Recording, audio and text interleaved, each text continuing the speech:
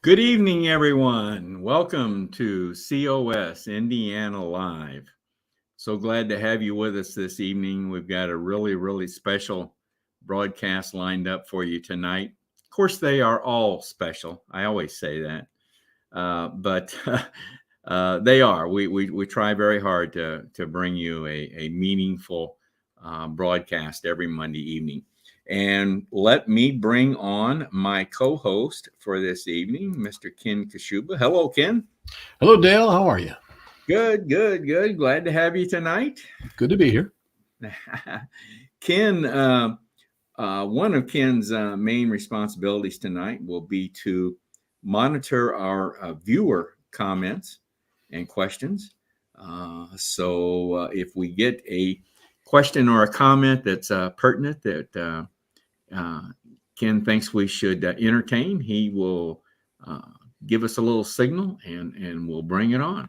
So if you are a viewer this evening, either on our Facebook page, Convention of States, Indiana, or our YouTube channel, Indiana Patriots for Convention of States, if you have a question or a comment, please feel free to enter those through the chat, and we'll be happy to entertain the comment or question. So please do so. All right. Well, Ken, gotta always check the numbers here, you know. What would it be without number checks? That's right. We're at broadcast number 186 tonight. And Ken has been with me for now 52 of these broadcasts. So we're both pushing the numbers, striving to get to that number 200 mark. So numbers keep moving up, don't they? They're closing in on them. Yeah, you know. Yep. And practice makes perfect, right? That's right. Well, it makes something where you don't know if we've hit that. Maybe the perfect isn't a good word for it, but striving for higher altitudes. How's that? Right. Well, just want to remind everyone of our national website, conventionofstates.com. If you're not a supporter and want to join Convention of States, that's where you go. Go to the national website, conventionofstates.com, enter your information, and you will become then a supporter of Convention of States. And we would love to have you. Now, as you know, we come to you every Monday evening at 7 p.m. Eastern Time, just as we're doing tonight with COS Indiana Live. And this is the format that we generally come to you and go through every Monday evening. Now, every fourth Monday of the month, we devote the broadcast to a roundtable format where we have a panel of the comprised of the executive group for Convention of States here in Indiana, and we discuss a particular topic. And the topic, our roundtable coming up, I should say, the fourth Monday of February is February 27th, coming up next week, next Monday, Ken. And the topic that we're going to be discussing is national debt or national disaster.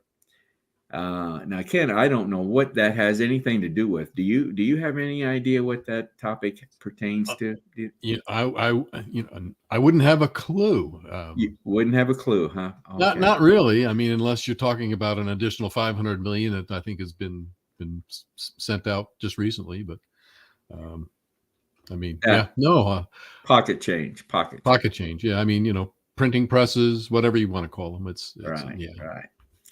Well, for those of you that are members, are supporters of Convention of States officially, you know that one of the pillars of our resolution calling for a Convention of States, a resolution that Indiana has passed, by the way, one of the 19 states that have passed the resolution.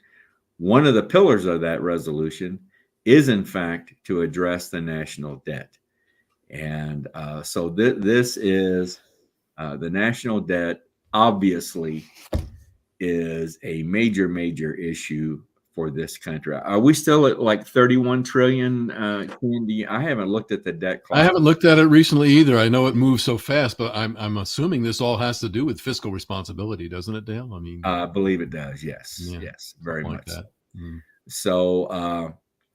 So we want to see, according to our resolution, we want to see potential or possible constitutional amendments recommended addressing the national debt. My clock just fell off the.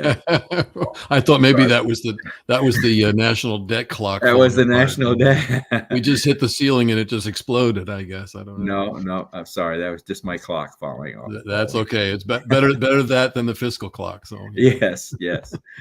All right. Well, that's what's coming up on our next roundtable, everyone. So, and that's going to be next Monday evening, same time, same place, 7 p.m. Eastern time.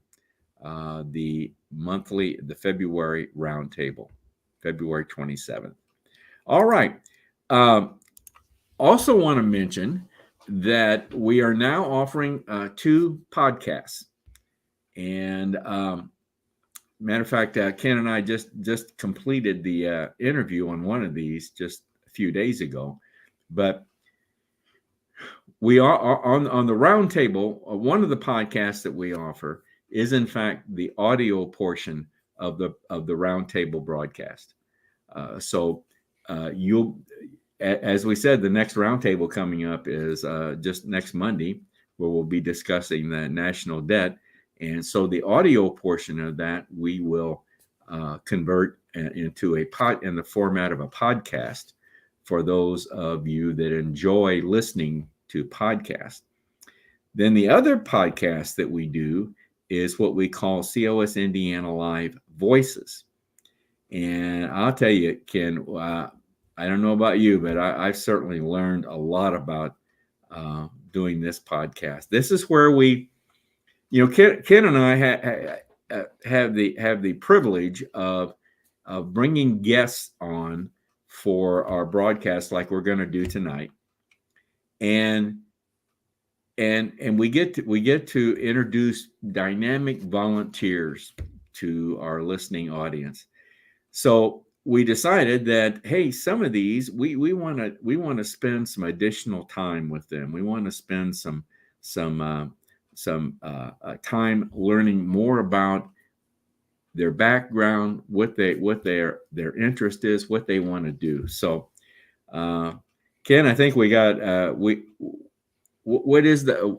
I think we just did number 6, didn't we? Yeah, it'll be number 6. Yep. Yeah.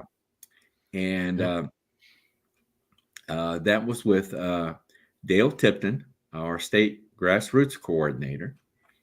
And Ken, I think, I hope you agree. We always learn something about these people that we didn't know before, right? Yeah, Dale has a background that I think everybody's going to want to tune in to listen to. Matter of fact, we could probably do a part 1 and a part 2 with Dale and get 2 hours worth. I believe he said he has some additional stories for us, so we might have to bring him back in there on that. I think he does. Yes. Some stories maybe that we don't want to tell, but I'll give you just a little hint a little teaser. Dale Tipton is retired FBI.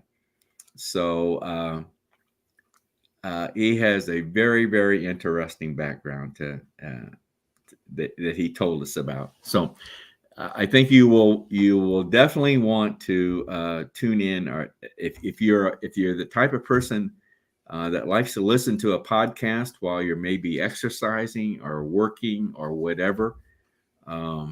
This would be they have all been very good, but I think this will be a very, very good one too. So this one we should have this ready for publication pretty soon, right, Ken? Yeah, that should be up sometime this week. Yeah, we should have that ready to go. Yeah. And where can they find these podcasts again? Ken, well, obviously Spotify is the most popular way to find it. You can also find it on Google Podcasts, and I just recently found it when I was searching for it on Stitcher. Really? So, okay. And as those listens grow, it gets picked up by others. Eventually, I'm hoping once we get enough listeners going on that, it'll show up on the Apple and other podcast searches. But those are the main ones right now. Okay, good. Well, we're going to continue doing these and continue building our library, because I think I really enjoy doing them. And like I said, learning more and more about some of these individuals that I didn't know before. Some things will probably hold against them at some point in time, but not really, no. But anyway, so tune in if you like to listen to podcasts, Roundtable Podcast, and COS Indiana Live Voices. Okay. Well, Ken, we gotta mention the Surge Day coming up on March 8th at the Capitol Building.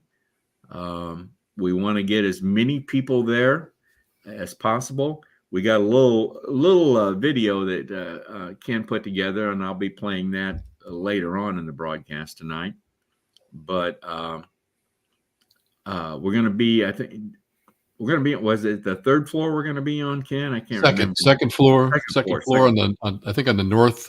I believe it's on the north side or northwest side. North on the side. second floor. Yeah. Okay.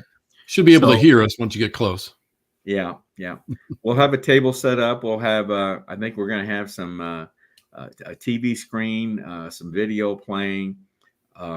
We'll have information to hand out. And this is a day where we spend the day there. We'll be there from about 9 a.m. to about 3, and talking to anyone we can about the Convention of States, and ideally be able to talk to our legislators while we're there. Did you ever line up an appointment with either of your legislators, Ken? I don't remember. I think you were trying, weren't you? For this upcoming one? Yes. Yeah, I'm still waiting to hear back from either of my legislators. I was able to meet with my senator last year, but so we're still trying to line them up, and it's around the corner here, so I'm hoping to solidify that this week. Yeah, I have a time lined up with my representative. I'm still waiting to hear from my senator. So. And of course, it's not a requirement that you come for the whole day. If you can come and spend a couple hours with us, that's fine. That's right. So, plus, it's a good time to meet other COS people and other supporters. We're all over the state, folks. We're in the neighborhood of 66,000 supporters across the state of Indiana. And there are many that I haven't met. So this is a good day. This is a good time to meet some new people that are involved in Convention of States. So coming up March 8th, that's a Wednesday. So please put that on your calendar, and if at all possible, try and join us on that day. All right. Super. Well, let's talk about what we're going to talk about tonight, Ken, on our broadcast. We've been going with the theme of what activism can I take in Convention of States. It's a theme that we that we stayed with all last year, and we're just going to continue it this year. It seems to be very pertinent. What activism can I take in Convention of States? Now, tonight we have a very special guest. Mr. Micah Beckwith is with us tonight, and Micah's title I termed as pastor, podcaster, coach, and activist. And he says that pretty well encapsulates everything he's about. So I see him smiling when he's listening to me in the lobby area. So we'll be bringing Micah on and talk to him about all the things that he's involved in. Very much a supporter of Convention of States. So we wanted to get him on and introduce him to everyone. So then we're going to get into a segment called Raise Your Voice. And Ken, I'll let you say a few words about that. Okay. Well, as you have known, if you've watched this at all in the past, we have a little polling segment that we bring on and the Raise Your Voice segment. And it's a quiz or a combination of multi questions or just different ways that we like to tap into to our viewers and let them tell us what their interests are, and it helps us with our with developing our topics for future roundtables or even upcoming live segments. So what I'm going to do is go ahead and bring on that code. If you got a smartphone, all you need to do is get that out right about now, and I'll bring the code up here so you can see that we have a QR code. You can snap that with your smartphone and basically just get all lined up there and ready to go when the presentation goes. If you happen to be on a tablet or a computer desktop, then you can just simply go to slido.com, and the number for tonight's presentation is 1713244, and that will be available on the side as we start this too. So if you have to go find your phone, or you're need to reboot whatever, you'll have time to grab that before we get that started. But that's the QR code to do that, and that is our presentation for tonight. It'll be the I think we've got some challenging questions tonight so that people can give us their input, and we look forward to that. All right. Good. Well, Kent, let's get started with our first segment here. And like I said, like I mentioned before, our theme is Convention of States and activism. How can you express your activism through Convention of States? So without further ado, let's bring on our guest, Mr. Micah. Do I call you Reverend Micah Beckwith or Mr. Micah Beckwith? You can just call me Micah. That's perfect. Call you Micah, huh? Yeah.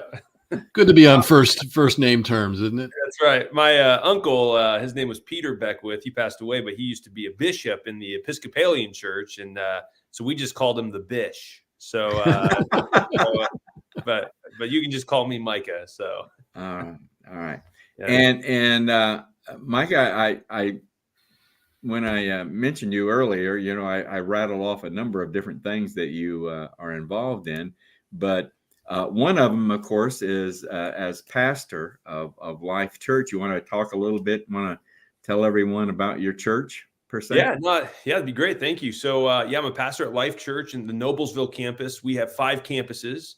If you go to lifechurchin.com, you can learn more about who we are, what we stand for. But I think ultimately, one of the things I love about Life Church is we are unapologetic in speaking truth. And there is objective truth and biblical truth in our world, and it's what God says. And our founders knew that. Everything about the Declaration of Independence and the Constitution is steeped in biblical truth. Liberty is not man's idea, it's God's idea. And at Life Church, we adamantly defend liberty, both in the spiritual realm, but also in the physical realm. And we're not afraid to get into the world of politics as pastors. We believe it's our duty as pastors to steward our nation, and we teach our congregants how to get out and be biblical in their stewardship of our great republic. I know in talking to you in preparing for this broadcast tonight, I know you one of the things with regard to pastors that you have always been interested in is the lack of interest in getting involved in politics, or I don't know if I'm expressing it right, or it was just a kind of a topic that traditionally they just try to avoid. Am I right? That's right. And by traditionally, it's only been within the last 50 to 60 years. Really, up until about 60 years ago, pastors were very engaged in politics. After the founding of our nation, pastors would do election day sermons. They would talk about who you should vote for, why you should vote for them, what candidates are biblically sound in their theology and then their philosophy of governance. Many people don't know this, but the Reverend Thomas Hooker, who was in the 1600s. He immigrated from England over here to the United States. He wrote a sermon on godly governance. It was his sermon that James Madison took as the foundations to the Constitution. So even our United States Constitution is birthed out of a pastor's message. And James Madison, when asked about the three branches of government, where did he get the inspiration for the three branches of government in our Constitution? He said, it was right in the Bible. Isaiah 33:22 says, the Lord is our lawgiver, the Lord is our judge, and the Lord is our king. It is he who will save us. And that's the legislative branch, the judicial branch, and the executive branch. So everything about the United States Republic is birthed in biblical truth. And the further we get away from being a culture of biblical truth in our foundations, we will begin to see our liberties erode. And pastors have a duty to get out there and to teach their congregants why we go out and steward our nation, why we vote biblically, who we vote for, why we vote for them. What does God's word say about good governance? Again, a lot of pastors will say, well, I have Democrats in my congregation too. That's what they'll tell me, which right there even tells me that they know that typically the side of truth is on the Republican side. Biblical truth is on the, things like pro-life. That's a biblical value, and Democrats don't do that. But they'll say, oh, well, we have Democrats that go to our church too, and God loves them. I'm like, absolutely. We're not saying Republican or Democrat. We're saying biblical values. And honestly, if the Democrats begin promoting more biblical values in the Republican Party, I'll be the first one to jump ship over to the Democrat Party. But it's not about Republican or Democrat. It's about biblical. And that's what I try to tell pastors. I'm like, pastor, get involved and teach your congregants how to steward our nation. We teach them how to steward their family. We teach them how to steward their kids. We teach them how to steward their businesses. We teach them how to steward their every other aspect of their life. But for some reason, pastors want to say, oh, it's political and I don't get involved in politics. That's absolutely a dereliction of duty from the pulpit, in my opinion. And Charles Finney, the great abolitionist in the 1800s, he said, if Satan is ruling in the halls of legislation, there is no one to blame but that of the pulpit. And I think that's why you see America, going downhill today. There's nowhere to put the blame but than that at the foot of the pulpit. So as a pastor, I really get out and prod my other pastor colleagues to get involved in the world of quote unquote politics. So you think that this steering away from discussing politics from the pulpit is it's a matter of opinion, matter of congregations not wanting them to do that, or no congregations. You talk to average people and they're like, I wish my pastor would address more of these cultural political issues. Pastors are either afraid or they're ignorant or they're complicit. That's kind of those are kind of the three things that I found. So some pastors actually are complicit with where the culture is going. They want to see culture go down the path that it's going. They don't really love our nation. They're more in the communist Marxist kind of mindset, which is unbiblical in itself. Those pastors, there's not a whole lot of hope for. But then the other two pastors, you either have the ones that don't know and they're ignorant. And so, you go to pastors for answers. Pastors have all the answers, right? Well, a lot of pastors don't even know the difference between a republic and a democracy. So they're very ignorant and naive when it comes to understanding, not being knowledgeable on how our government even works. And then you have the pastors who are just scared. They're afraid. They're afraid they're going to offend people one way or the other. And I always tell pastors, I say, listen, Jesus, he offended more people than any other pastor that's ever existed. I mean, they didn't crucify Jesus because they loved him. That's right. So again, if you want to not offend people, go work at Chick-fil-A don't be in the pulpit. So,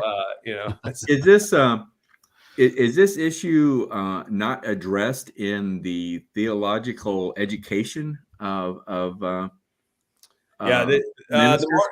Marxism has seeped into even theological institutions in America. Really, you think so? Really? Yeah. My good friend Lucas Miles wrote a book, and it basically exposes how Marxism has gotten to higher education, academia, but even more importantly, how it's seeped into theological institutions that are training up our pastors.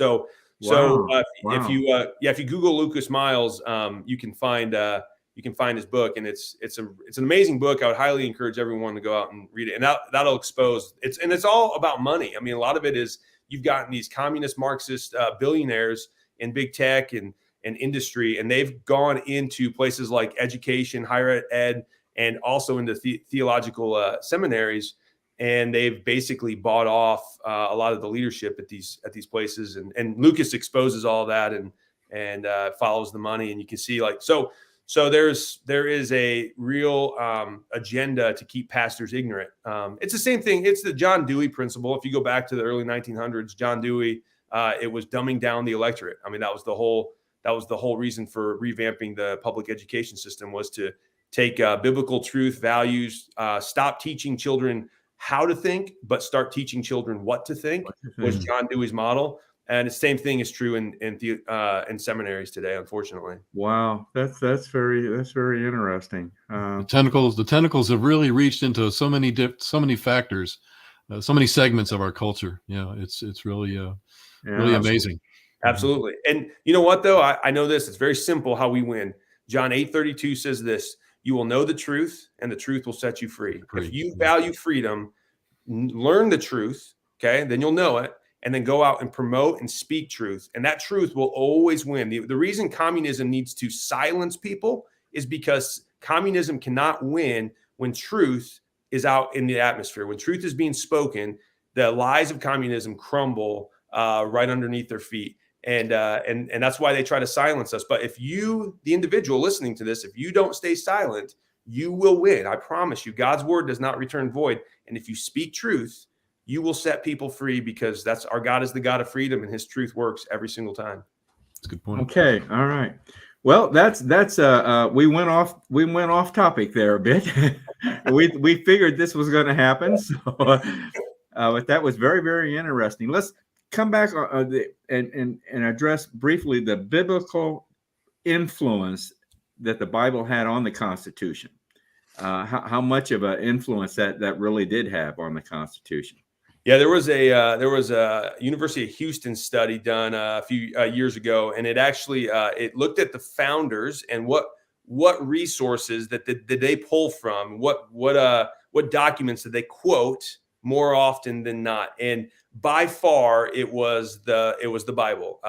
They went into the book of Deuteronomy, was quoted the most, which is very understandable. If you know Deuteronomy, it's all about setting up systems of governance. There's a lot that has to do with how good governments work in the book of Deuteronomy.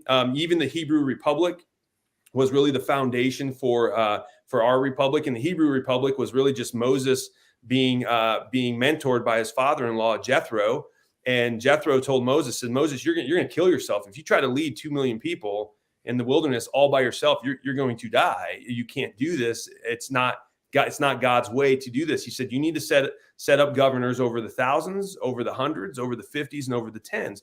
Our founders looked at that, and they created federal government, which is over the thousands, state government, which is over the hundreds, 50 is the county governments, and then the 10 is the city government. So they even created our whole system of a compound republic based on the Hebrew Republic, which is you've got different levels of government, and you've got different representatives that represent the people on 1,000 level, on the 100 level, on the 50s level, and on the 10s level. And so even that right there, and I went back to earlier, James Madison, I pulled right from Isaiah 33:22 on where we get the 3 branches of government. So even a lot of times when people they're talking about the founders, they'll say, well, the founders were deists. They believed that there maybe was a creator, but the creator just kind of set things in motion, and then just kind of stayed out of the business of man. But even one of the greatest deists that they point to is Benjamin Franklin.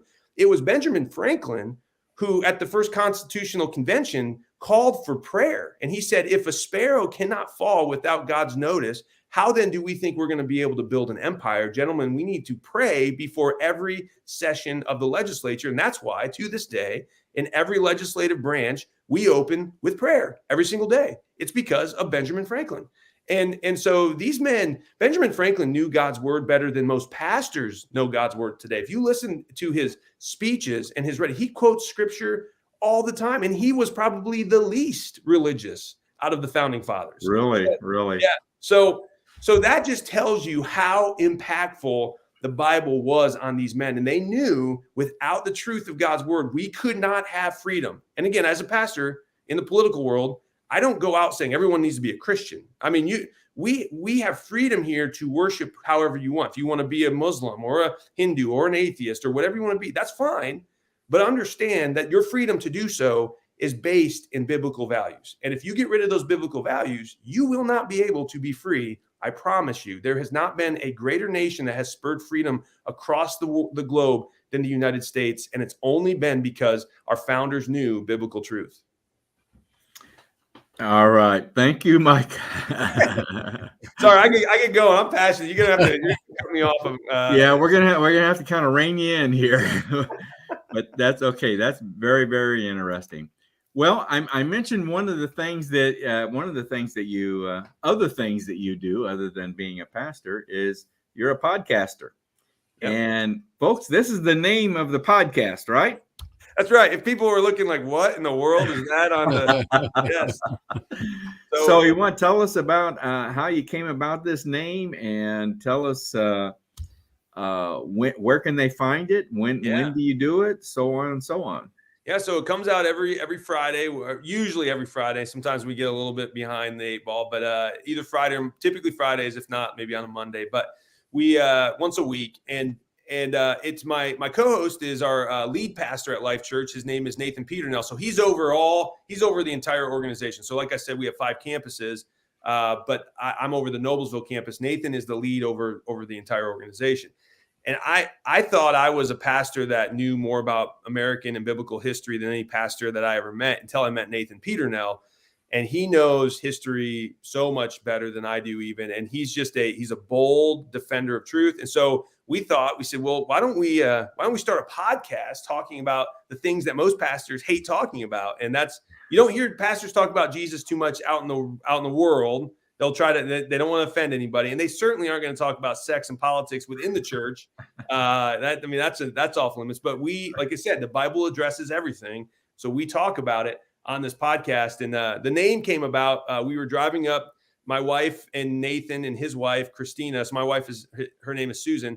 We were driving up to have dinner with Marlon and Christy Stutzman up in Mishawaka. They're good friends of ours. He was a congressman in the 3rd district for a number of years in Indiana, and right. On our way up, Nathan and I were in the front seat, and we were saying, the girls were in the back seat having a great conversation, not really paying attention. And Nathan and I were just saying, why don't we name the podcast? And Nathan said, well, let's call it Sex and Politics. And the moment we said sex and politics, the girls, their ears perked up and they said, no, we're not going to call it Sex and Politics. Absolutely not. Two pastors having a podcast called Sex and Politics. And so we said, well, why don't we put Jesus at the front of it, and it makes everything better. And made it all right. Huh? It makes it all right. And so the girls still weren't very keen on that idea, but I think Jesus being in there made it a little bit better. So they eventually went along with it. So do you what kind of people do you try and bring on? Anything in particular? Yeah, all kinds of guests. So activists, politicians, other pastors, missionaries. I mean, we've had anyone from we had a missionary. He was in the Syrian special forces. He was basically one of the most deadly men in the Syrian special forces. He was a Muslim. The Lord got a hold of him, and now he's a Christian over in Syria doing some incredible things. He's just unafraid. I mean, the guy he's defied death many, many times. And so guests like that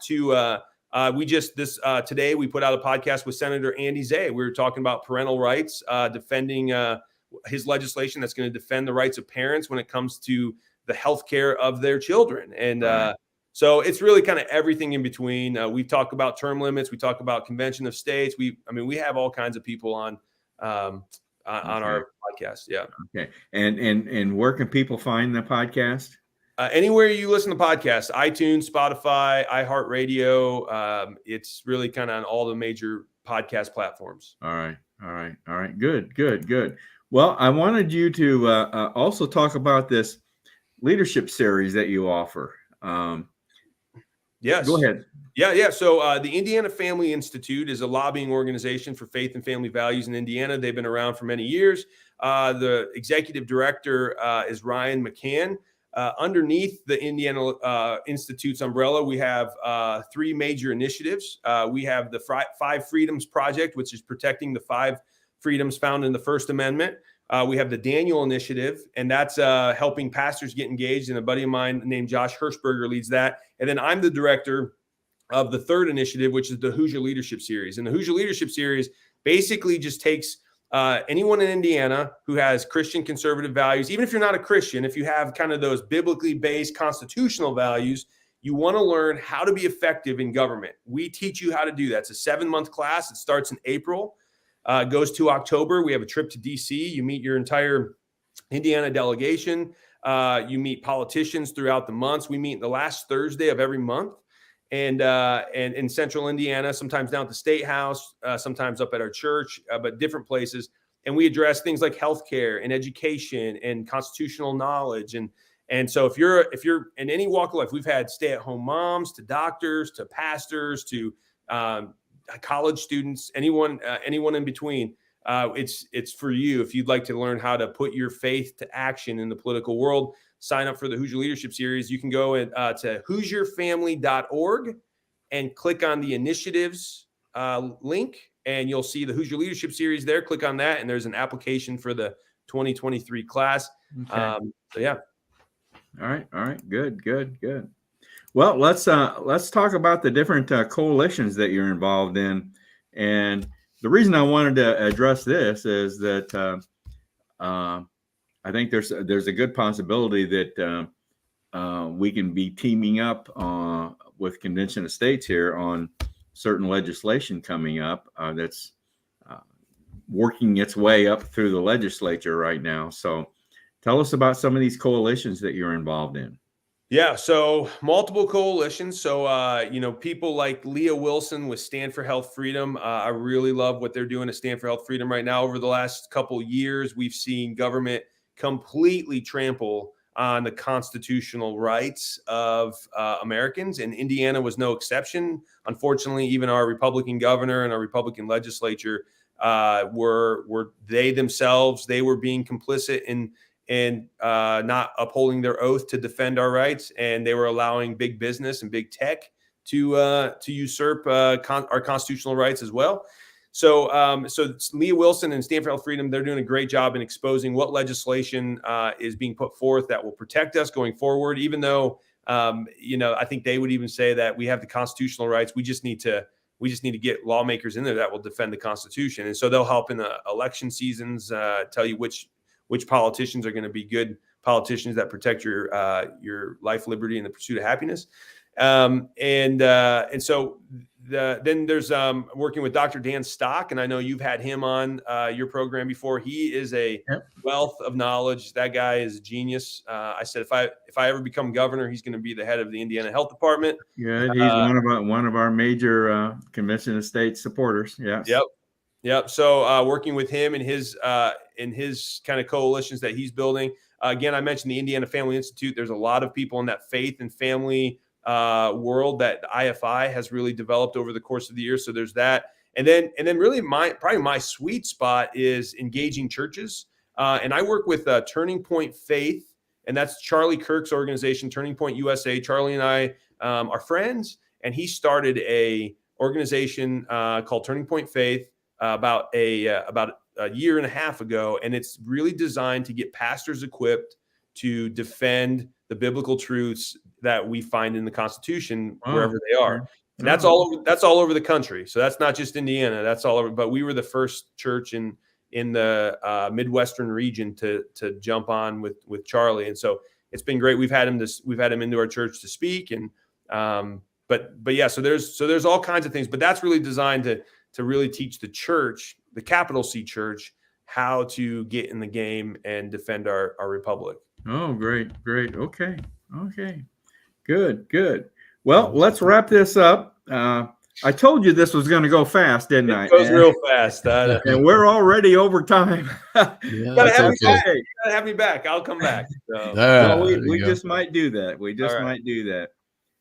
Ken, have you seen anybody any comments or anything that we need to? We've got lots of amens and bring it, brothers. And I'll have to bring this one up because it is another one of our leader volunteers. Cheryl's. Nope, I got the wrong one. I hit the wrong button there. We'll go get Cheryl up here. Cheryl Schotmeyer says, "Hey, okay. Micah, great to see you again." She wanted to say hi, so I wanted to get her up there. Cheryl's great. She's actually been on our podcast. We had her in on the Jesus Sex and Politics podcast. She's one of our region captains. Yeah, region captains. Very good. To get her in there. And other than that, just a lot of hey, this is great, and amen, and bring it, brother. Okay, all right, good deal. Well, if I could say too, just a lot of times people ask what they can do. I think we all have a sphere of influence. That's one thing that I try to teach people. You can be an influencer anywhere you are. You may think, well, I don't have a social media following, or I don't have too many friends. Well, you've got somebody. There's somebody that you interact with in your life, and learn truth and speak truth, even to that one person. You never know what that one person will do down the road. That one person may be a Billy Graham. That one person may be a Ronald Reagan. That one person and you might have been the one to instill truth in their heart, to plant the seed of liberty in their heart. And so learn truth and speak truth. Everybody can do it. And if we all do it, we will win this battle without a doubt. Well, I got one more comment I got to bring up here for you, Micah. Right. This one is certainly, that one's off the couch. Amen can get off the couch. That's from our Gary Harbaugh. But then we also had this one. Bill Meyer says, Beckwith for governor. How do I get that sign in my yard? That's funny. Hey, I'm not gonna say the Lord isn't leading me down that path someday. I don't know if it's 2024, but maybe someday down the road we'll see. So. Oh, really? Sounds great. Little insight here. Okay. Yeah.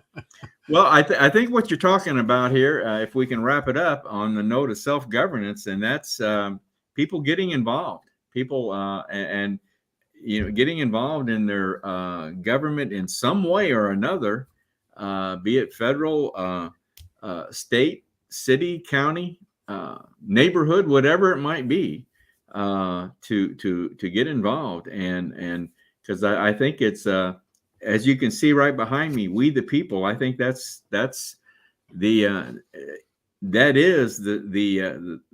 solution to a lot of our problems is putting people in charge. We the people get in charge again of what's happening to our country. Well, I think it's so true that what Mike is saying here, one at a time. I mean, if each one of us every week, if you told one person a week, and got another person involved, I mean, that's one at a time. I mean, it's what makes it spread. Yeah. And if I could add to that real quick, 2 really easy places to start if you're in Indiana. Not every state works this way, but in Indiana it does. You could run in the next in 2024. You can run for 2 types of offices: a precinct committeeman or a delegate in the Republican Party. If you're Republican, and Democrats do this too, I would think most people watching are probably on the Republican side here. But even if you're a Democrat, this happens in your party as well. But precinct committeemen and delegates are really the lifeblood of the party. And it really starts there. If you look at the ballots and you see the Republican candidates and you see the Democrat candidates, and you ask yourself this question, you say, gosh, why are we always picking between the lesser of 2 evils? Okay. Well, if you're like, I've said that many times, it's like, none of these candidates are any good. I'm just picking the lesser of 2 evils. Well, that's because at the very bottom of where the party foundations are the precinct committeemen and the delegates, and they really set the tone for the candidates on the ticket. So it's actually really easy to run for precinct committee. I know people who haven't spent a dime and ran for precinct committeemen, and they win almost, I mean, it's honestly, even if you spend $100 and you go get a couple yard signs and tell your friends to vote for you, you'll probably win. I mean, it's really, and then you get to help set the path and the trajectory of the party, which then elevates better candidates if we have better precinct committeemen. And then delegates do the same thing at the state convention. You run for delegate, it's a one-day commitment, but you pick some really key leaders that are going to go on the ballot in November against the Democrat Party. And so 2 really easy ways you can get involved: run for precinct committeeman in 2024, run for delegate. You have to sign up in January of 2024. Go down to your county clerk's office, say, I want to run for precinct committeeman and I want to run for a delegate. You can run for both. So you can do it. It's really easy. That's popped up. Again, we're going to run a little long, but it's popped up a question and another comment. So I'm going to go ahead and throw it up there. But Patricia Cole would like to know, what do precinct committeemen do, especially in small towns like Delphi? That's a great question. Patricia is a friend. She comments on my Facebook all the time, so I appreciate her. She's got a heart for this nation. So what you do, you basically are the mouthpiece for what's going on in the Republican Party in your precinct. So precincts could be a few hundred people, just your kind of community, your area where you live. It's your job to get people to come out and vote. It's your job to let people know what's going on in the party.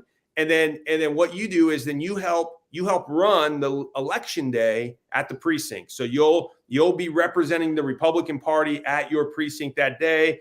And whether you do it or you get somebody to do it with you or for you, it's just your responsibility. So it's not really a lot of work. It's pretty easy to do. But yes, it would be some people don't even do anything. I mean, I'll tell you what, some people get appointed a precinct committeeman. They never do one thing, and they're just, the party chair gets to fill vacancies. If someone doesn't run for precinct committeeman and there's open precinct committeeman spots after the election, and it happens all the time, the party chair in that county fills the vacancy. So if you have a bad party chair, that's not good, because he's putting or she's putting people in that are not constitutionally minded. And she can just say, I'm filling these seats here, here, and here. And guess who votes for the party chair? It's the precinct committeeman. So if the party chair is picking precinct committeemen, well, guess who they're going to vote for? They're stacking the deck. So you want to make sure you run. And if you run for precinct committeeman, the party chair can never remove you. They can't threaten you because you're duly elected by the people. So that's what precinct committeeman does. That's a great question, Patricia. All right. I think that's a wrap. We got to move on here. So any other comments or anything, Ken, that we need? No, they popped up there. We had a number from the one I threw in there from Joseph. He's got a few more to comment really on the on that side. But right. I mean, the comments are all in there. I think we made a good point with that. So all right, cool. Micah, thank you very much. Thanks, guys. Great appearance tonight. Thank Absolutely. you very much. Thank you for all you do. Keep it up. We're gonna win back our country with Article 5 convention. I believe it's not far down the road. So keep it up. All right. Amen. Thank you. Have a good evening. You too. Oh, that was good. That was great. Well, we're going to move on here, Ken. I know we went over on that segment, but we'll just kind of go a little bit longer tonight. So, okay. There you go. All right. Let's play the little short video about the upcoming Surge Day, and let me do that real quick. This is promoting the Surge Day that we mentioned earlier, coming up on March 8th. So I'm going to go to a full screen here so everybody can see this. That'd be great.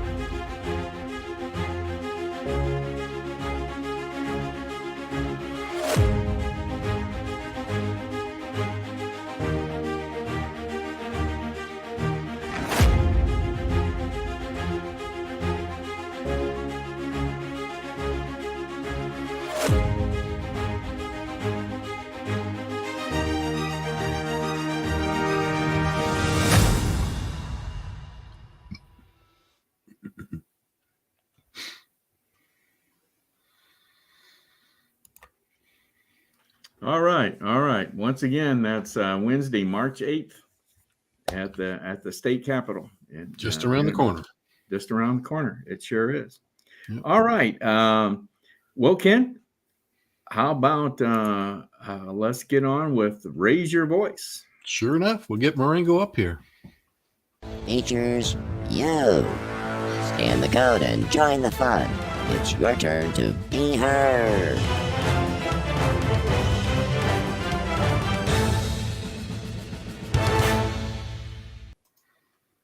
Well, as we said, we've got one tonight with some challenges and some interesting questions. So we're going to go ahead and share the screen. We'll go ahead and bring up our Slido presentation for the night. And you should be seeing that right about now.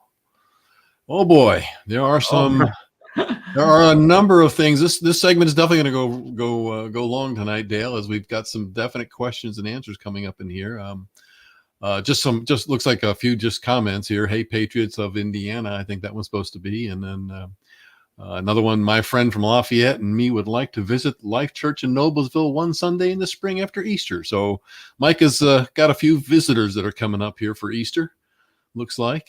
Keep them focused. That's LOL from our friend Debbie Stewart. Yeah. And then anonymous, what do precinct committee? Well, we got that one there. I think we discussed that one came up. That one came up. So we'll go ahead and the QR code there is on the left on the side of your screen, along with the login information if you need that.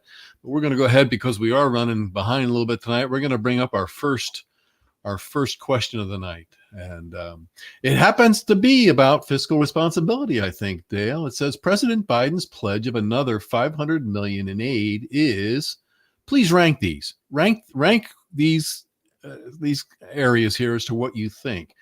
Is it necessary to keep Russia from advancing? Corrupt money laundering has jumped out there.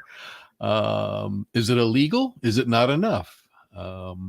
These are a couple of questions. The two top ones are showing right now are obviously corrupt money laundering. People think that there's something going on there and illegal. Speaking of illegal, Dale, would it not really fall into the fact that our Congress is not bringing? I mean, they hold the purse. Isn't that correct? That's my understanding. Yes. Yes. They hold the purse, yet Biden seems to have his hand in it without any bars here at this point. Right. So, right. And I think corrupt money laundering. The thing is, we don't know where the money's going. That's it. There's no accountability. Yeah. There's no accountability, and I think and I believe there's a reason why there's no accountability. Yeah. Or at least there's no accountability made public. And I think there's a reason behind that. And that's very true. I'm afraid it's not very good. I'm afraid it's well, and it looks like it's a tie. So I think you could probably tie those two together anyway. Illegal as well as corrupt. So we'll move on to our second one, but had to throw that one in there tonight. So this is more of a wordo type thing. It's what one word used to describe the administration's negotiations to give who authority over U.S. pandemic policies. I'm not sure how many people are aware of this, but right now there are negotiations that are in place to give that organization who authority over our U.S. pandemic policies. So if you have just one word for that, we're looking to see what people think about this move. Unconstitutional, big and bold. Yes, for sure. Unconstitutional. Yep. That seems to be popping up. We'll let a few of these go by to see if we've got some more people that it seems to be the word of the day. It's unconstitutional. And wow. We really need to put a stop to that. I think when we start losing control of all of these things, our economy, our health, all this these different areas, Dale, we're really giving away the ship. Yep. All right, we'll move on to the last one because it seems like unconstitutional took it. The government is secretly tracking those who didn't get the jab or are only partially jabbed. Is this true or false? The government is secretly tracking those who didn't get the jab. I wouldn't doubt that. So far, it's 100% true by our viewers. What they're saying. We'll give it another second to see if somebody disagrees. But actually, April 1st, 2022, the government began a program to have doctors and hospitals logging those who were not getting the jab, or were, have only gotten it once or twice, partials. So it is true. It is true. And another one of those areas that the government is just overreaching. Yeah. Overreaching. Yeah. So I don't think I'm going to get a false on that one. So we're just going to go ahead and okay. end that tonight and go back to our segment. All right. Good job. Good job, Ken. Good job. Always Well, interesting. let's kind of wrap things up here. And as I mentioned before, our next broadcast will be the roundtable on next Monday, the 27th. And the topic of our discussion is going to be national debt or national disaster. So ought to be a good discussion. I do want to mention that if any of you have comments or questions after the broadcast tonight, please feel free to email us at raiseyourvoicecos@gmail.com. That's raiseyourvoicecos@gmail.com. And Ken and I look at those emails every day, and we will definitely respond to you if you have a question that you weren't able to provide us tonight. So, all right. And just another little reminder that the podcasts that we have available to you can be found on Spotify.com, and looks like we're slowly getting included on a lot of other podcast platforms. So the main one right now is Spotify.com. So if you want to listen to the podcast of the audio from our roundtables, and as well as the COS Indiana Live Voices, where we have highlighted specific individuals.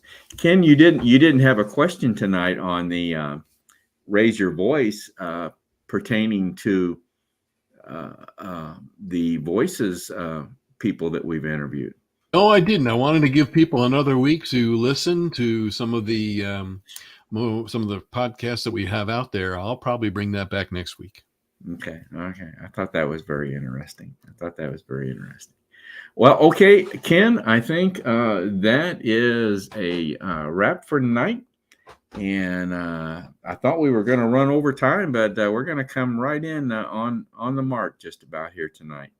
So I like to wrap things up here. Let me get my banners straightened out here. But Dale, once again, put that email address up. We've got some people asking for the email address again. Okay.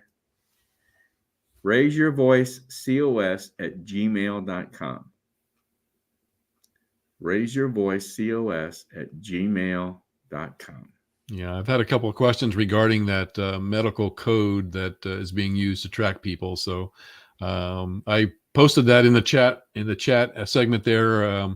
You can find it in Epic News, has an article on it, and somebody wants to go ahead and ask us a question, see if we could give I don't have the code itself, but I can put that in our email to those people who might want to know that. All right. Ken, I might mention, I should have remembered to include this on tonight, but our February newsletter is out now, right? That's correct. Just got published this past week. So look for our February newsletter. You can find it on our state Facebook page, Convention of States Indiana. And you can also find it on various other platforms that we are involved in, Twitter, Truth Social, Instagram. Dale, also, if you would mention the Rumble, I did have a question on Rumble when we put that recording of the shows on Rumble. You might want to mention that again as well. What do you mean now? They're looking for how to find it on Rumble. How to find it? Yeah, the recordings that we post. Oh, okay, on Rumble. Well, you look for Indiana Patriots for Convention of States. Indiana Patriots for Convention of States. Yeah, okay. we try on all the pages that all the platforms that we're on. If you search under Indiana Patriots for Convention of States, that should take you to the page where we're located on that platform. Go. There you go.